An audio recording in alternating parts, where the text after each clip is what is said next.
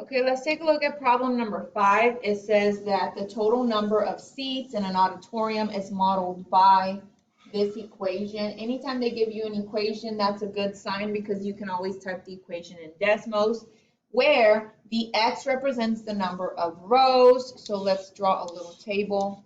X is the number of rows, right? Because that's what it says.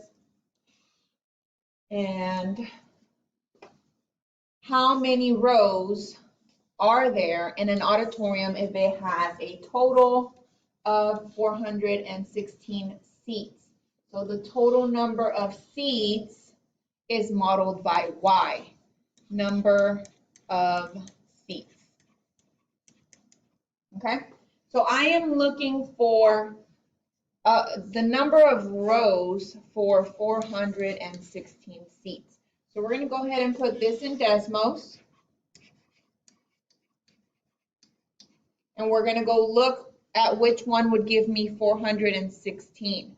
Now I have answer choices, so I can type 20 in here, I can type 32, I can type 13, and I can type 16, and we're going to see which one gives you 416. Okay, so when we type it in Desmos, this is what it looks like. F of x equals 2x squared minus 6x. And they're asking us to find a number of seats, a number of rows that would give me 416 seats. So there's different ways that we can do this. We can open up settings and open the table, right? And see which one would give me 416.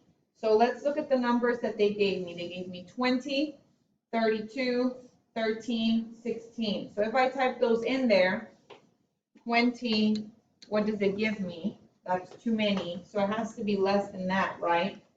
So let's see, 32 is going to be too much. Let's try 13. And then let's try 16. Okay, and you'll see that it gives me 416. All right, let's just try 32 so you can see that's too much. That's too many seats.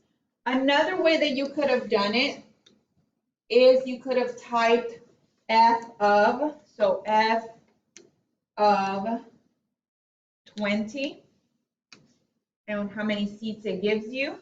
And then you can go in there and change that number to 13. How many seats does it give you? And then you can change it to 16 and see how many seats it gives you. So the answer is what?